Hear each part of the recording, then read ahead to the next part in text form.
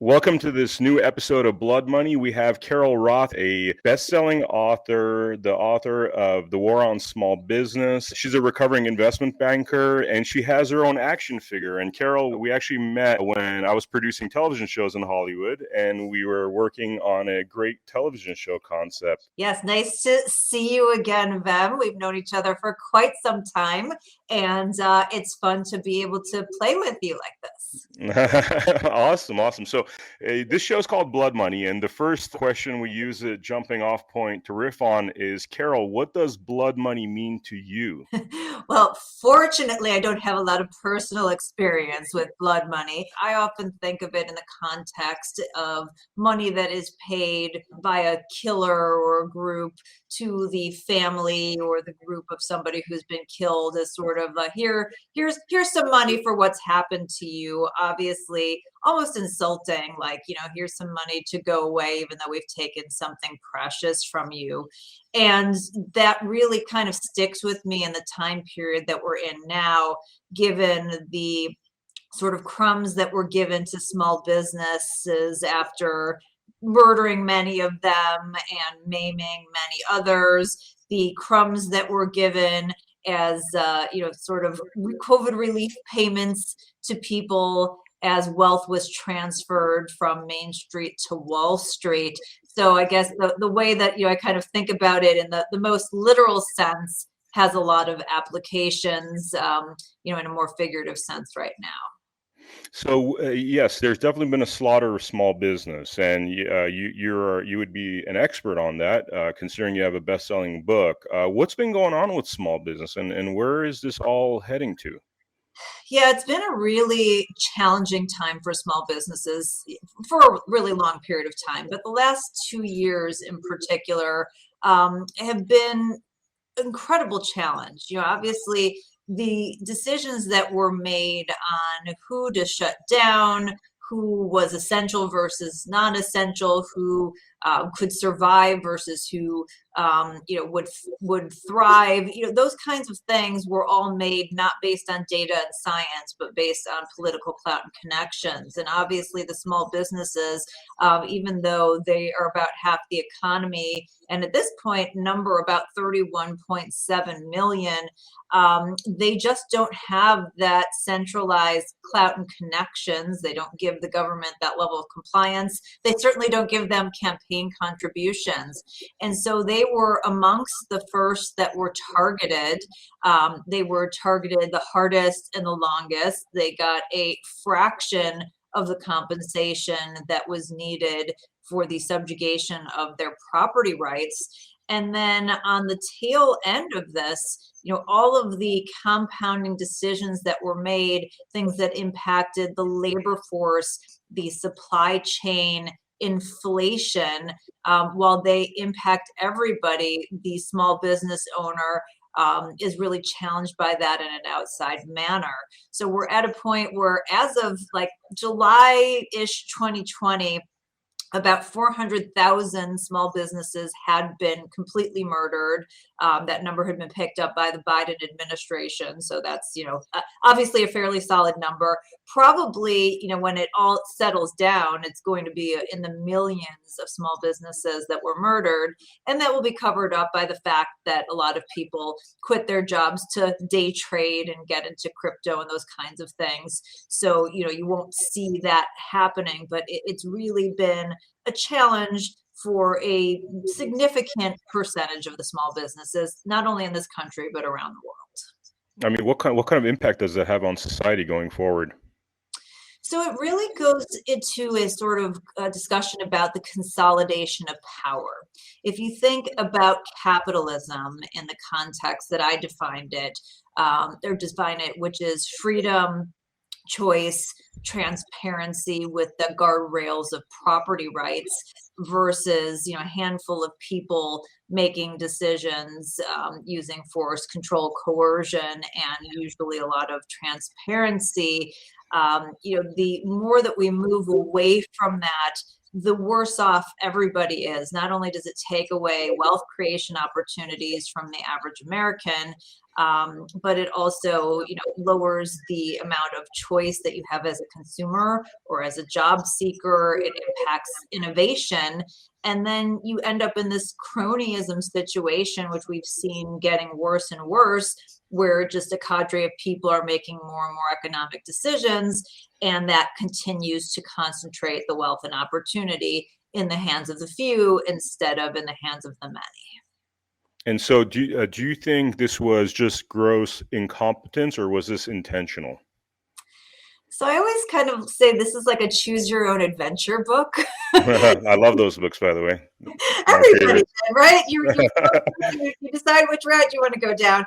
And so I always present the facts. The reality is, like, if you were trying to do this intentionally, there's not much that you would have done differently. But, whether you think that it was intentional, whether that you think it was incompetent, whether you think that small businesses are too small to matter or too hard to control, I always come back to, like, it kind of doesn't matter. Intentions don't matter, outcomes do. And so whether or not you believe one side or the other, like, too much of our time is spent arguing over that versus what's the outcome. And the outcome, based on human nature, based on centralized power, is that it's always going to impact the people in their circle. It's going to concentrate the power. It's going to create worse outcomes, regardless of it being intentional or not. And so I'm not super caught up in that, because I know the outcome will be the same either way. Let's talk about that outcome. I mean, I met with some people, that are actually just yesterday. I had some great conversations with individuals talking about how inflation's going out of hand and we're heading into some really dark financial times, and buying a loaf of bread for $100. I mean, tell me, where do you think this is all going? So it's hard to predict a perfect crystal ball, because so many decisions that remain to be taken will change the trajectory, and it sort of unfolds from there. I mean, there's no doubt that we're experiencing inflation that we haven't seen in 40 years. There is no doubt that that will continue. I think we will continue to have an issue in terms of wages and prices, because the reality is a lot of people left the labor market based on the decisions made by the government. And I don't think that they're coming back at least as quickly as they left to make up that shortfall. And so it's going to be a good market for at least some period of time if you're an employee. But what happens is, if you're an employee and you have these different options, or even if you're on the sidelines and you want to come back, you're going to demand higher wages. And the business is then not only going to have to pay your higher wage, but it's going to have to pay the higher wage of all of its suppliers and vendors that are dealing with the same thing, and everybody else who's in their organization who's going, well, if this person got that much, I want to raise too. And then they're going to have a higher cost structure. So ultimately, that means they have to pass that on to the consumer. And then the consumer goes, well, I don't have enough money. I need higher wages. And it's this thing that is called in economics a wage price spiral. And so I think that is something that's potentially quite likely to happen. The other issue is that we have a lot of this at the hands of central bankers, who are very much a large part to blame for this starting to begin with. And the idea that they can bring us in for what's called a soft landing, that they're going to time this just perfectly, and they're going to raise interest rates, and it's not going to, slow down the economy or put us into a recession or have all these other ripple effects, is pretty faulty thinking, because the Federal Reserve hasn't been able to forecast their way out of a paper bag ever. So to think they're going to get it just right this time is a little bit challenging. So I do think there is a scenario where this ends up as a complete catastrophe right now. What I always tell people is, the thing we have going for us is that we're the skinniest kid at fat camp. So we're not the only ones who've done this. Central banks around the world have done this.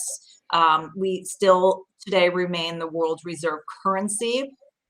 Even though in a way many of our enemies are rooting for us to fail or trying to assimilate in a way that creates this global structure. There's a lot of powers that be here that don't want to see that happen. So I think there's at least some level of pushback where that's going to keep the system kind of chugging along, that like it doesn't solve the structural issues, but it doesn't necessarily mean we end up in Venezuela. I think that the most likely outcome is that we just keep inching towards looking like Europe, which is not, they've got some great fashion and things, but they will import, but I don't want to import their economic policy. Mhm. So we end up looking more like them. But the outside, issue is that we do end up like a Venezuela situation.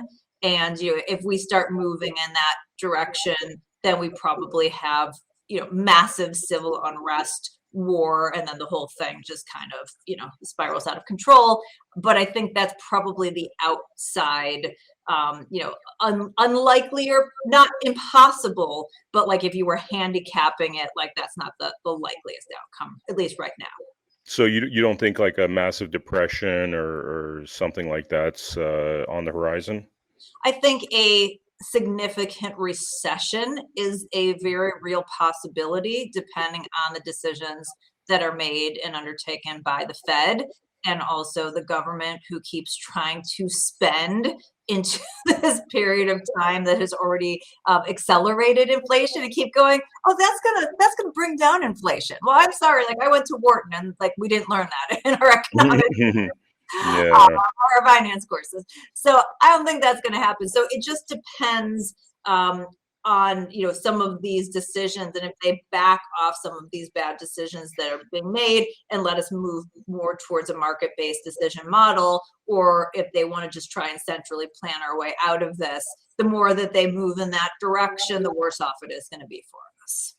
With all the money printing and how much in debt we are, I mean, how do we get out of this mess? This is the $30 trillion question, Bem, and it's one Mhm. that me and many other folks who are nerdy sit around and ponder. And there's a range of outcomes. The reality is, and part of the reason we're in the situation that we are in, is that right now some crazy amount of money, I think it's like somewhere between 10 and 15 cents of every tax dollar, is going to pay for interest on our debt. So the debt is stuff that we've already bought. The interest is the financing cost. So as you're paying in taxes, some slice of that is going to not only pay down the stuff we've already bought for, but pay interest on that. So taking away from the ability to buy and do new things, so to speak. As Mhm. interest rates increase, if they got back to a generally normalized level, the predictions are within a decade that 30%, so 30 cents out of every dollar that is taken in for taxes, is going to go, again, not to pay down the debt, but just for the interest on that debt. Uh, Mhm. which means that we either need to raise taxes, decrease spending, which obviously we don't think is probably going to happen, or they need to figure out something else. Now, one other issue is that who owns the debt? So we have some debt that's owned by China and Japan. If you were very crafty, you'd be going to China right now and go, you just cost us all this money, like this debt, like we're just taking it back and just Xing it off. I don't know that anybody's going to have the balls to do that, but you could. Some of it's owned by investors. You go out and you buy treasury bonds. So obviously they have to pay that. And then a lot of it is owned by us. So there is this discussion of, is there a world agreement where we all just kind of go, well, we've all done this bad stuff.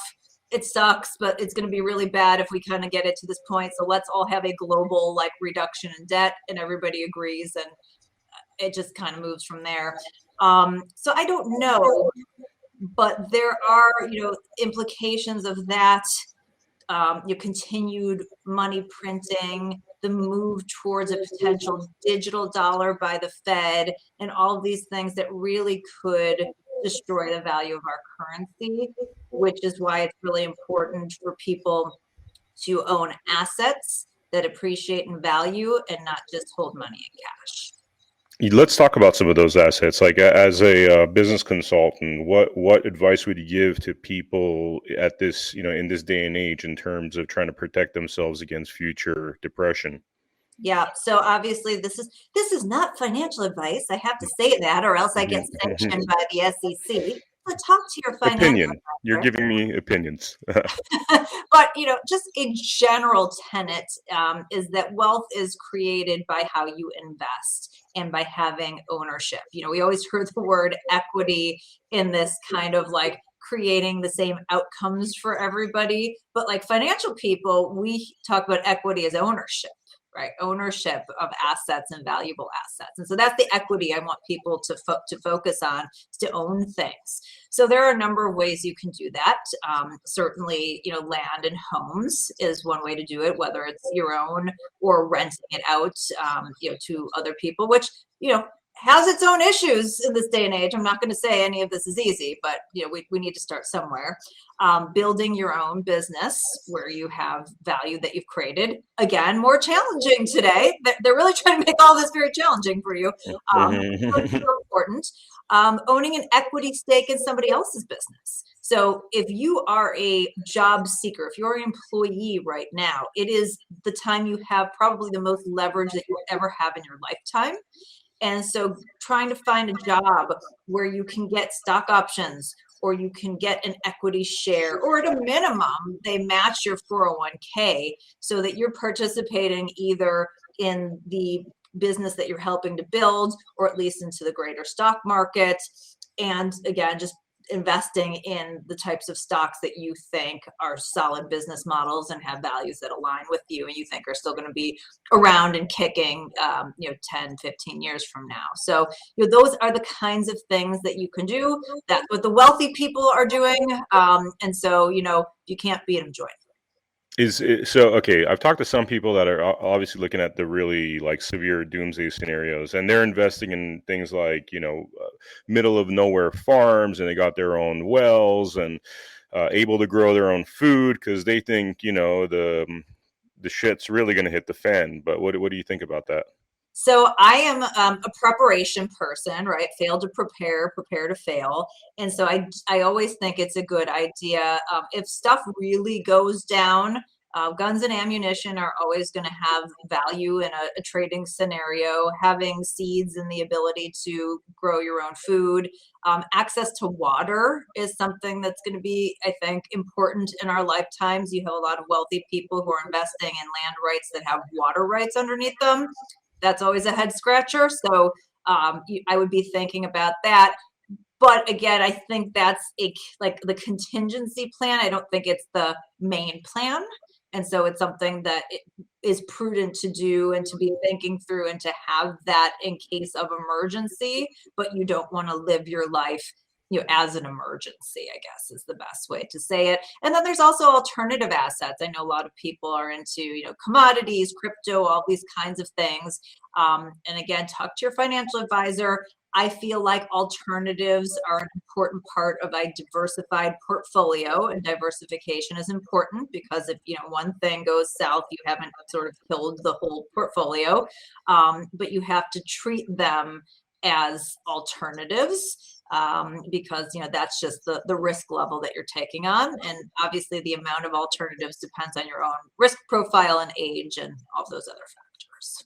If you were in government and you had all the power in the world, I mean, what would you do to save us from the worst? Like, what are the actionable steps that's, smart politicians, and I use that in quotation marks, would have to enact in order for us to be saved from the worst scenarios? All right, well, this is big fantasy time because I'm not a narcissistic sociopath. Therefore, I do not qualify to be in government. So this is just obviously just a pure fantasy. I think that the Federal I love Reserve, your honesty, by the way. I just got to say, like the fact that you just, they are narcissistic they sociopaths. I are, mean, right? yeah. Given the way, given what it takes to run and what the media puts you through, like if you couldn't be a normal person and want to live your life that way. So, Hmm. so as I said, I don't qualify, but if I did, first thing I would do is I would rein in the Federal Reserve. I think that the idea that this semi like quasi independent body that gets its mandate from Congress, but is sort of owned by these private banks, but then gets its profits back to the Treasury cluster to manage the monetary policy of this huge country that has 21 trillion plus in GDP, whatever it is, now kind of post COVID, is insane. I think I would take back those powers. I would, limit it, go back to something like a Milton Friedman suggestion where the money supply, it increases in some sort of a formula related to increase of GDP or productivity, because obviously that's what money is meant to represent. You increase it when productivity increases. You don't want to keep devaluing it. Although, given the amount of money we have, like you wouldn't have to increase the money supply like ever. So, like I don't even know why we need the Fed. Hmm. Quite some time, but taking back those powers. And then that goes hand in hand with, basically burning down the federal government and returning most of the powers to the states, and getting back to, what it is that the government should be doing, which is the protection of individual rights, and not doing all of these like crazy transfer payments and whatnot. So I would spend more time empowering people, and it doesn't mean that you have to even ditch all of the programs. I mean, Social Security could be restructured to like a provident fund, kind of like they do in Singapore, where it's either compulsory or you opt out of it, but at least you own the money and you can invest it in a way that you see fit. So even if the government feels like you need to force people to save for the future, you can still do it in a way where you actually own something and you're getting a return, rather than giving it to the government who like uses it in a Ponzi scheme mechanism, which, by the way, is actually really what happens. This isn't just talking points, and I don't want anyone coming back on me on that one, because that's literally what it is. A Ponzi scheme, a big time Ponzi scheme, which never works out. No, I mean, by definition. Scheme, yeah, I know you got. So, I mean, I'm sure there was a lot of, we didn't just get here overnight. There was a lot of historical mistakes that were made in government, bad policy. What were the historical mistakes? I mean, literally starting from the inception of this country, that you think have led us to this juncture where we're even having these conversations?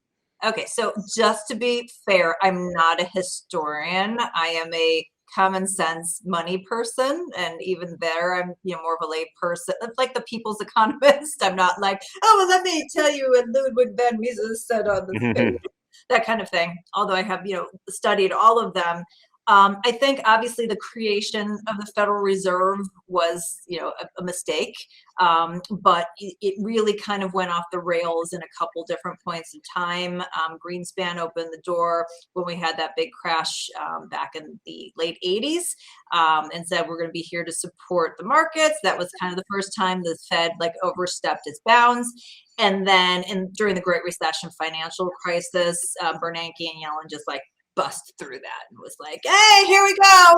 And they're the ones that created this long-term zero interest rate policy, and the huge support, although the amount that we've done in recent times pales into comparison to what they started, but they opened that door. So from a sound money standpoint, that's one piece. It also ties into going off the gold standard, which the speculation is that we were cheating. We didn't actually even have all of the gold to back us up, and France called our BS. And so that was kind of the way to get out of this like scenario that we really weren't backing the money the way that we should, by just being like, well, we just won't back it at all. But those kinds of things work in concert in terms of the devaluation of the money. I also think our interactions with China, and I dedicate a whole chapter of this in my book, because I think it's so incredible. And it's probably the area as a free market capitalist that I've come around the most on, like the place where I've really shifted my views. I used to be is, oh, free markets, like we should be able to trade. But the reality is, as I, spent time as a student of this, you can't have capitalism with a partner who's not capitalist. You can't have a communist partner and somebody who doesn't believe in individual rights and particularly property rights and expect that you're going to get the benefits of this. And so our relationship with China exported capitalism to them in a way that really benefited China, and it imported central planning to us in a way that really screwed us over. And we're the ones that made them a superpower. I mean, we walked them into the World Trade Organization, and we normalized trade relations with them.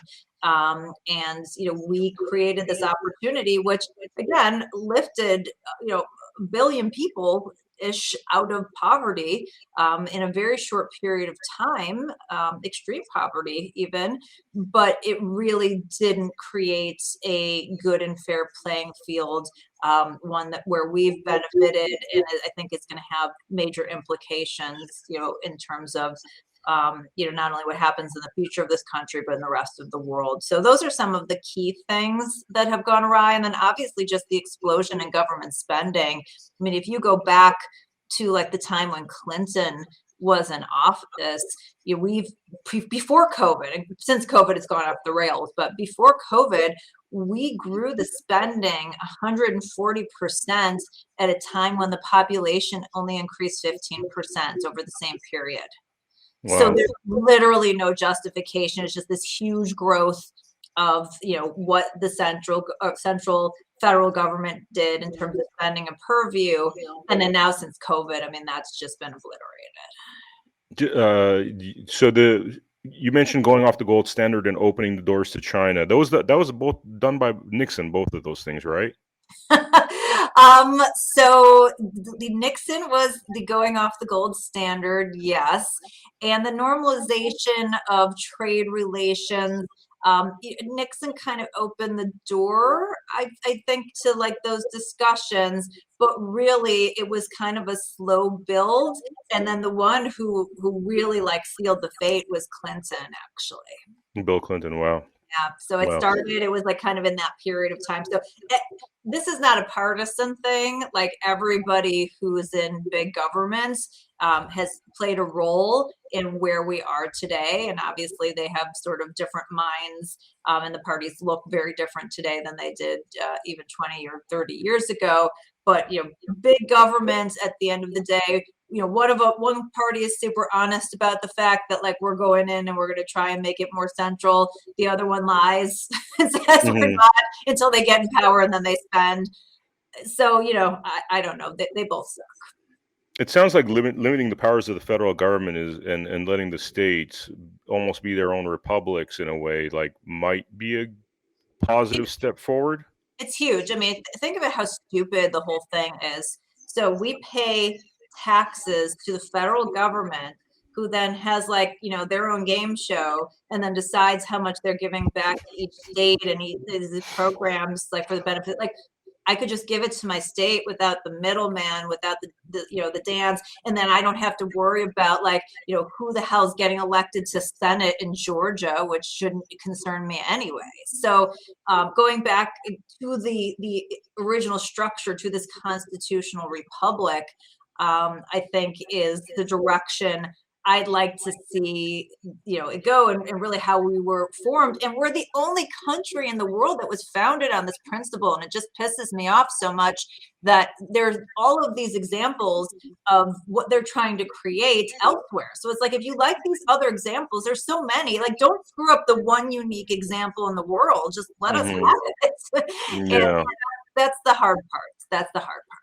Yeah, I was talking to some people about, like, for example, Nevada apparently has really like a lot of gold reserves, and but nonetheless the government, federal government keeps getting involved, and so the conversation seems to be going towards the states, seizing a lot more control in all of this, and whatever shakes up over the next few years, a lot of people seem to want that outcome, which brings me to this cool little thing. Let me show you this. So this over here, you see that?